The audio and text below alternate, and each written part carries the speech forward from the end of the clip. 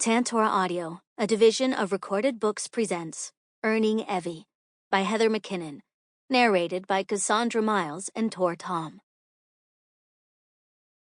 Chapter 1. Evey. Evey, wake up. I need you downstairs. I rolled over and cracked an eye open to find my older brother hovering over my bed. With a glance at the red numbers on my alarm clock, I huffed out a loud breath. "Abraham, it's 2 in the damn morning."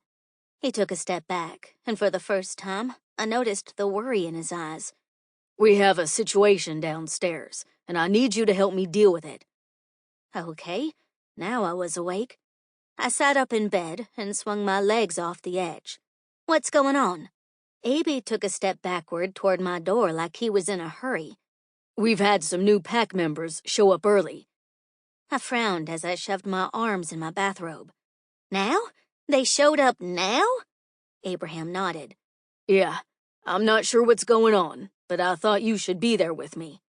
With a nod, I shoved my feet in some slippers and followed him into the hall. I was basically the manager of the lodge. Anything that didn't have to do with the kitchen fell on my plate, and this definitely landed in that category. "Do you know who it is?" I asked, as I tried to remember the names of the wolves who were supposed to be joining our pack in the next few weeks. In the past year or so, the population of our pack had boomed, and it seemed like it grew every month. I guess when the alphas started having kids, Asheville suddenly became a good place to raise a family. Whatever the reason, we had a surplus of new packmates and a lack of room. "And where the hell are we gonna put 'em?" I asked, before I let him answer the first question. Abraham sighed. His name is Luke Adams, and I don't know yet. That's why I woke you up.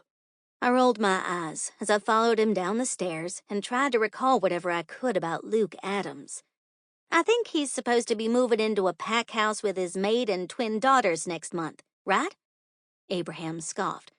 Evey, you know I never remember that shit. You'd know more than me. My eyes rolled again without my permission, but I kept quiet. Abraham really did have a lot on his plate these days. Between running his construction business, leading this pack, and his 3 15-month-old kids, the man was busy.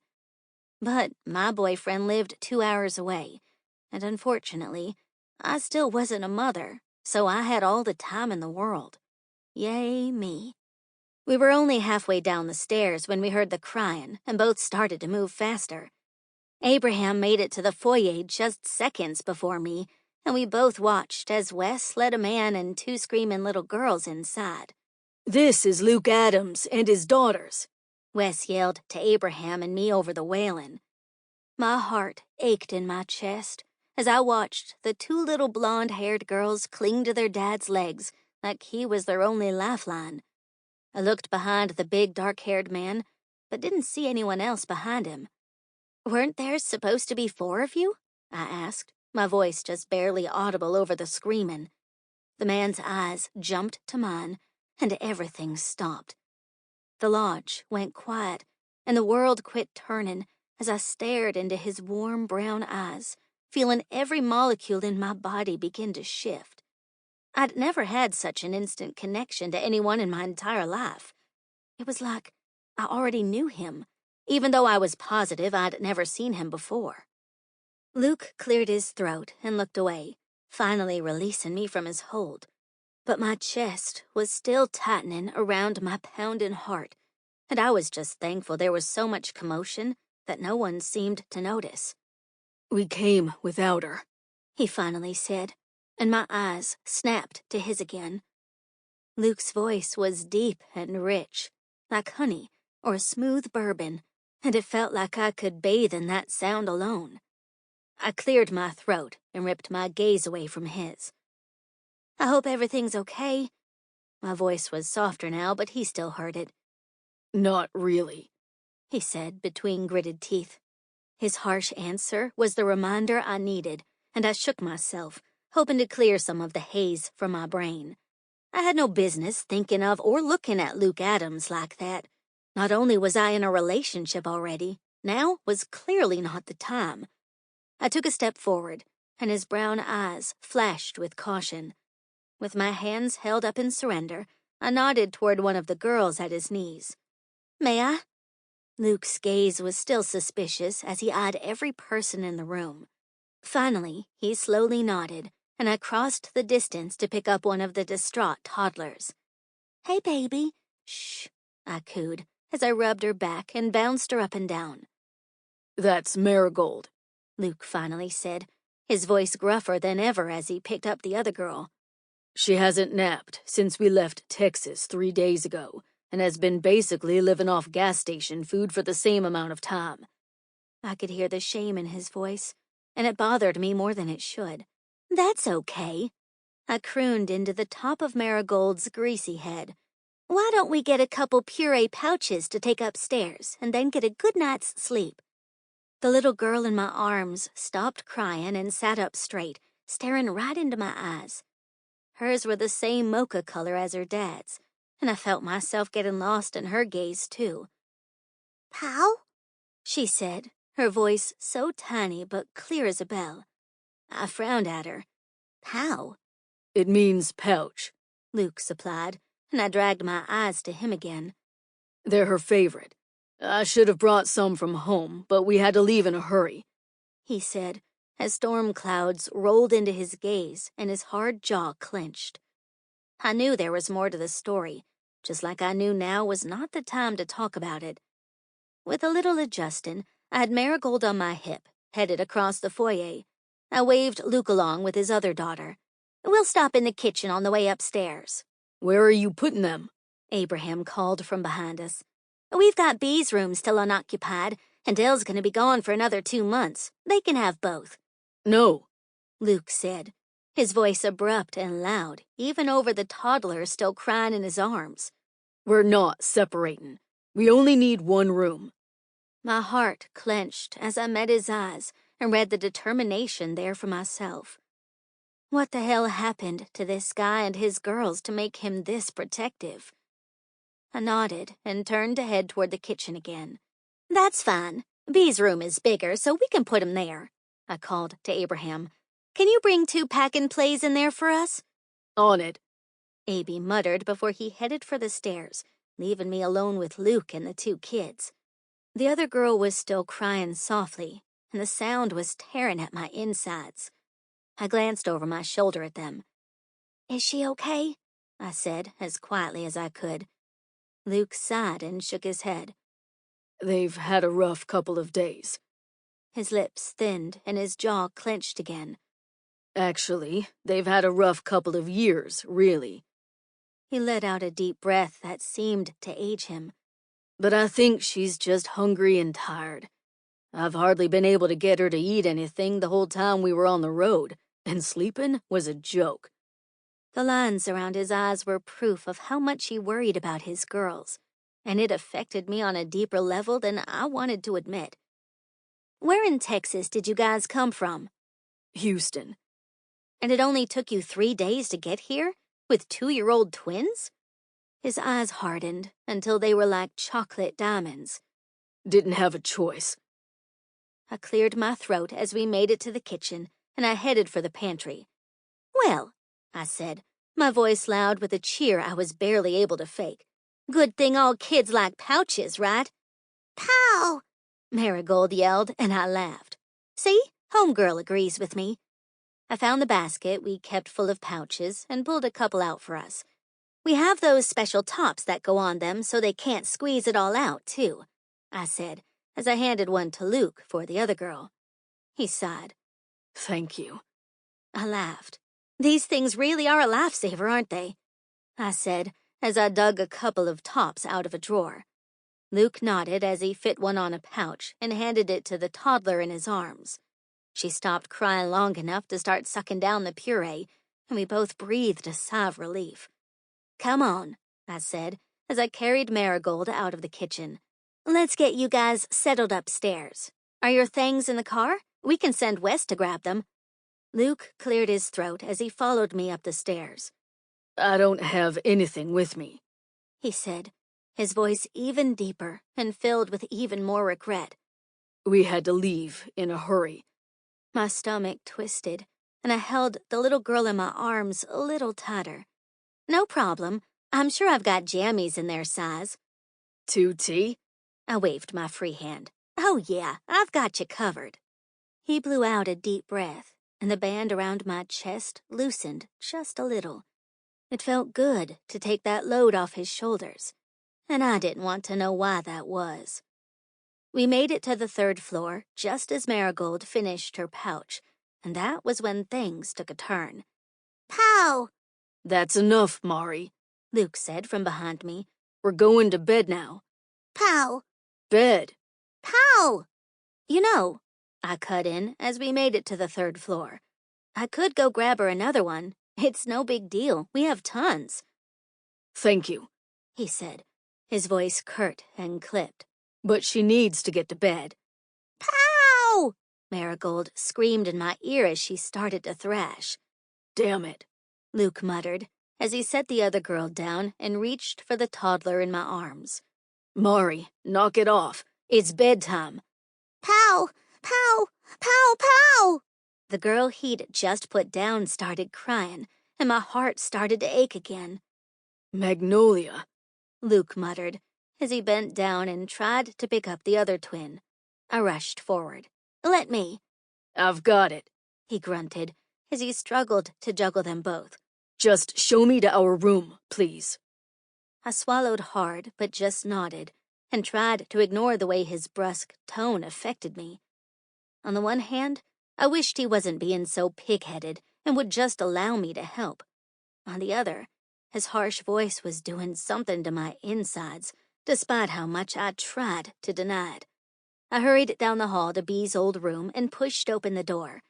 The interior smelled musty, and I cringed as Luke walked past me, just barely still holding on to both girls. I'm sorry, no one's been in here to clean in a while. It might be a little dusty. He shrugged as he headed for the king-sized bed on the other side of the room. As long as it's safe, he muttered. Those 5 little words seemed simple, but for some reason, they made my blood run cold. Why wouldn't they be safe here? Were they not safe where they'd just come from? And what weren't they safe from? Could you get those PJs for me? Luke said, breaking me out of my thoughts. And maybe some size 5 diapers, if you have them. I just used my last couple before we got here. His voice was strained with barely concealed emotion, but I couldn't tell which one. I must have stood there for too long because he added please in a way that I knew meant he'd have liked to say something else. Like, what the fuck are you just standing there looking at me for? But the truth was, the man was handsome. Dark hair on his head, dark beard on his face, soul-deep brown eyes that I swore could see right through me. Hell, there was no lack of things to look at, but I had no business looking at anyone but my own damn boyfriend. So I turned away. Of course, I muttered. I'll be right back. I escaped from there, thankful to have a moment to breathe without his watchful gaze on me. As I turned toward my room, Abraham came hustling down the hall, hands full of folded-up portable cribs. He in B's room? Abby asked. I nodded. Yeah, I'm just finding them some clothes. Abraham snorted as he passed me. Of course, you'd have clothes in their size, even though none of the kids in this lodge are that big yet. Hey, I called after him. They'll be that big someday. Why wouldn't you want to be prepared? Abraham ignored me as he knocked on Luke's door. They were on sale. I tried one more time, but he didn't answer as he stepped inside the room and disappeared from view. I shook off my brother's negativity and hurried through my door and into the back of my closet, where I kept future clothes for my nieces and nephews. It was no secret I loved to dress anyone who'd let me, and in the past year, I'd gained 11 new subjects who couldn't tell me no. I quickly found 2 sets of footy pajamas in the totes full of clothes and tucked them under my arm as I left my room to grab a bag of diapers out of the hall. When I had everything I thought they'd need for the night, I sped back toward B's old room and knocked on the door. Come in, a gruff voice answered, and I shook off the shiver it caused. I inched the door open and was immediately greeted by 2 sets of screaming kids. I've got jammies, diapers, and wipes, I called over the commotion. Luke waved me inside, and I did as he asked. As I got closer, I found him struggling with a squirming, slapping, and kicking Marigold, and the other one he called Magnolia sitting on the bed still crying. Big fat tears rolled down her adorable little face, and it felt like everything inside me ached. "Can I help?" I asked, my eyes still on Magnolia's wet cheeks. "We're fine," Luke insisted, but his words were cut off with a grunt as Mari nailed him between the legs with a well-timed kick. "Ouch," I whispered as he bent over and groaned. Mari stopped bucking like a wild animal on the bed long enough to sit up and find her father doubled over in pain. Her little lip quivered before she tipped her head back and began wailing. The other twins' cries rose in volume too, and I turned to Luke again. "Please, let me help." He took a deep breath and nodded once. "Fine." Chapter 2. Luke. "Come here, baby girl," she crooned as she scooped Maggie off the bed and into her arms. I watched the woman comfort my daughter in a way I'd never seen anyone except me do. But when my eyes started searching for the shape of her body beneath her baggy sleep clothes, I had to look away. "I never got your name," I finally said, as I turned back to Mari and started pulling off her 3-day-old clothes. "It's Evelyn," she mumbled, her voice soft and melodic as she rocked Maggie back and forth. "But everyone calls me Evey." I swallowed hard but didn't answer. She didn't seem to notice as she continued to cuddle my daughter, rubbing her back and swinging her side to side as she whispered sweet words into her ear. I tried to swallow again, but my throat was too full of regret. Why couldn't Holly ever be like this with them? Why was it that a woman who just met Maggie could comfort her better than her own mother? If things were even like this some of the time, maybe we wouldn't have had to leave. No, I didn't have a choice. Once I knew what she'd been doing to them, I had to take them away. I had to protect them, even if it meant leaving Holly behind. "Pow!" Mari screamed again as she kicked wildly, and I just missed getting a heel to the eye. "Mari," I said, my voice sterner now and creeping toward downright frustrated. "Honey, we need to get changed." "No, pow!" she screamed, the tears still streaming down her face. "Marigold, we need to go to bed. Now knock it off." "No, pow! Mama, Dada, Nana, Nana, Nana!" She screamed until her voice broke. Mari dissolved into hysterics, tears and snot streaming down her face. Her little cheeks were bright red, and my stomach cramped deep inside me because I knew this was my fault. I'd ripped her from her home with nothing packed and no plan. Just the bone-deep feeling that I needed to protect them. And to do that, I needed to run. Mari screamed louder, and now Maggie's cries were growing, and my head was fucking pounding. I closed my eyes and took a deep breath. That was all the time it took for Mari to start gagging. "No," I yelled, but it was too late. Marigold gagged, and finally she threw up. "Get Maggie out of here," I yelled to Evey, but not quick enough. Magnolia, having seen her sister puke, decided to join her, all over Evey. "Oh my God," I said as I reached for Maggie, but then turned and reached for Mari, not sure what I should do. "I'm so sorry." Evey laughed, the sound like tinkling bells, and I looked back up at her. She was covered in regurgitated pouch, but she was still smiling and holding my little girl like she wasn't a snotty vomit monster. "It's okay. It's not the first time I've been puked on," she said, as she knelt down and set Maggie on the floor. "Wait," I said, as I reached for the hem of her shirt and carefully pulled it over her head. I tried to drag my gaze away from her perfect gold skin, but I couldn't. Thankfully, she was wearing a sports bra, but that did little to deter my wondering eyes. "It's fine," she said, as she tossed her dirty shirt aside and turned to Maggie. "Come on, sweets. We need to get these dirty clothes off and get in the bath." I stood there stupidly for a moment before I realized she had Magnolia taken care of, which meant I could focus on a still screaming Mari. "Come on, baby," I muttered, as I started pulling her dirty clothes off too. "We need to take a bath." "Bath?" I couldn't help the smile that spread across my face. Man, I fucking love these girls. It didn't matter how bad things got or how dark shit might seem. These two little people could always put a smile on my face. "Yes, baby," We're going to take a bath. I watched as Evey picked up Maggie in only her full diaper and walked her across the room to what I assumed was a bathroom. Scooping a half-naked Mari into my arms, I followed her. Evey already had the water in the giant soaking tub running while Maggie played on the floor with a couple loofahs. "Don't worry," she called over her shoulder.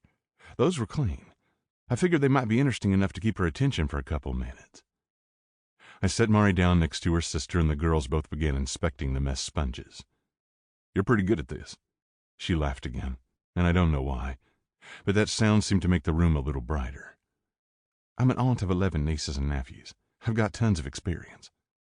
"Holy shit!" "Sit!" Mari yelled, and I winced. "Damn it!" I muttered. "Jam it!" "You should just stop talking," Evey said around another giggle. I sighed. "Yeah, that's probably for the best." "The water's almost ready," she said, as she stood straight and wiped her wet hand on her pants. I tried my best to keep my eyes on her, but that was almost impossible with her standing half naked in front of me. "I'm going to grab some towels and soap from the hall." She walked away while I floundered with a response. Finally, I choked out, "Okay," just as she disappeared from view. I shook my head and turned back to the girls. Evey was a distraction I didn't need and couldn't afford. "Come on, ladies. Let's get ready for the bath," I muttered, as I grabbed one of them and started pulling the tabs on her diaper. The thing was so heavy with urine it was hanging from her hips, and my stomach twisted again. I was all they had, and I was doing a shit job of taking care of them. Problem was, Holly always controlled all the money, and I'd only been able to steal $200 from her wallet before I left with the girls. Between fuel and tolls, there was barely anything left over, and I'd used the last $5 to get them milk at a gas station. Our situation was feeling more hopeless by the moment. I'd only come to this pack because my cousin mentioned it once years ago and said he had a good alpha. Hopefully we were far enough away that Holly wouldn't follow. As I took in the diaper rashes on my girls and their greasy, stringy hair, I wondered if I'd done the right thing. Maybe I should have kept them in their home and tried to make Holly leave. Maybe I should have talked to her and tried to work things out. But after what I saw that night, I knew I couldn't let it slide. Even now, I could still hear Maggie shriek as her mother pinched her chubby little legs. And the bruises that dotted her arms and legs told a story I couldn't fucking ignore. My blood pressure soared, and I had to grip the edge of the tub to keep myself from losing my mind and destroying this whole nice-ass bathroom. The only thing that kept me still, that kept the destruction from leaking out of my fists, were my two little girls, their big brown eyes looking up at me like I was their whole world. I knew I needed to keep my shit together for them, if nothing else. But goddamn, it felt like the weight of this guilt would fucking crush me. "Okay, I got towels, I got washcloths, I got baby soap, and I got a couple bath toys in case they get antsy." Evey whirled into the bathroom, bringing this energy and light with her that seemed to lessen the load on my shoulders, if only a bit. I cleared my throat and picked up Mari to put her in the bath. Maggie joined her a second later, and both girls began splashing, their giggles filling the room and lightening the band around my chest some more. Evey knelt next to me, her little body bringing with it so much heat it felt like she'd scorched me through my clothes. "You want to split the difference?" I shook my head, but her sweet vanilla scent was clouding my brain and my heart was thumping so hard in my chest I could barely hear over it. "Huh?" She giggled, and my pulse skipped one whole beat. "You want me to take one and you take one?" I cleared my throat. "Oh, no, that's okay. I can handle it." Evey turned to look at me, her bright blue eyes drilling into the side of my face until I finally turned to meet them. A warmth settled on my arm, and I looked down to see her little hand on me. "Just let me help. Really, the sooner you quit arguing, the sooner we can get these girls in bed." I opened my mouth to say something else, but shut it instead. She was right. The most important thing was getting these poor kids in a bed after so many sleepless nights on the road. I needed to set aside my pride and let her help a little. I blew out a deep breath. "Okay, you're right. Thanks." She finally pulled her hand off my arm, and I swore it felt ice cold as soon as she took all her warmth with her. "I'm happy to help, Luke." My name from her lips stopped my heart dead in my chest again. Why did it sound so right? I cleared my throat but didn't say anything as she filled a cup of water and poured it carefully over Mari's head. She offered quiet praise as my feisty girl sat there and let Evey wash her hair. Finally, I pulled my head out of my ass and started getting Maggie cleaned up too. "You're really good with her," I said with a nod toward Mari. "She doesn't usually do well with getting her hair washed." Evey turned to me with pursed lips. "So you're telling me you gave me the difficult twin?" "No, I mean," she laughed again, and that belt around my chest loosened a little more. "I'm just messing with you. Marigold is a sweetheart." A dark chuckle rumbled out of me as I remembered all the times her mom complained about how difficult of a child she was. "I'm glad you think so," I said softly. "She hasn't heard that much in her life." The words almost got stuck on their way up, but I spat them out anyway. Evey turned to frown at me. "I can't imagine why."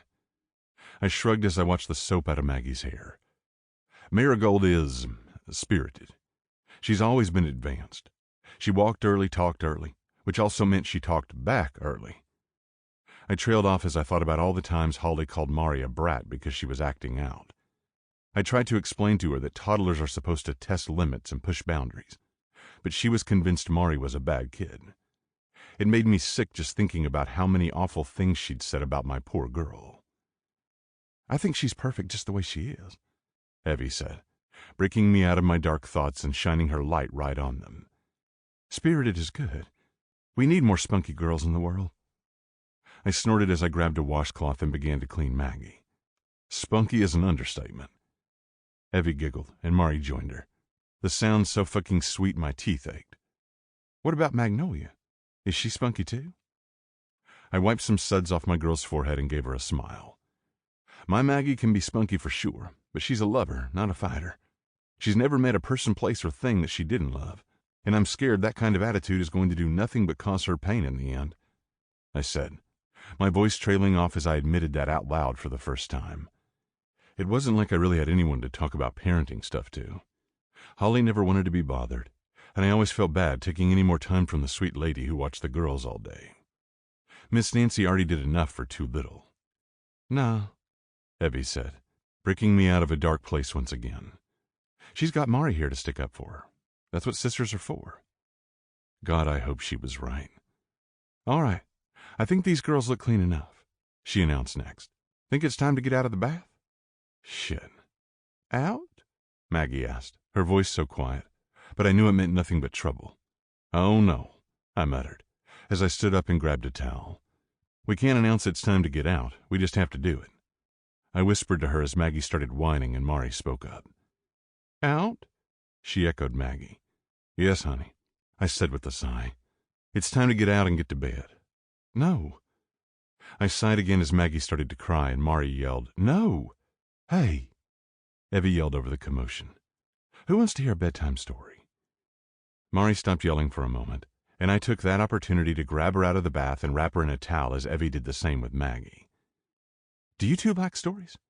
Evey said to Maggie as she dried her off. "They love stories," I answered for them. "Okay," she said softly as she rubbed Maggie's blonde curls with the towel. Brown bear, what do you see?" We slowly worked on getting their diapers on and PJs zipped up as Evey recited the whole damn book from memory. When she was finally done, she looked up at me with a sheepish expression. "I've read that a lot to Abraham's kids. It's a favorite." "The Alpha?" She nodded. "I could probably recite a few more if you think it'll help." I waved her on. "Please, they'll love it." She smiled softly and everything inside me cramped. Fuck, she was stunning. "Okay. How about Llama Llama Red Pajama?" Mari squealed as Evey started to tell that story too, and soon the girls were dressed, their hair still damp, but dry enough and ready for bed.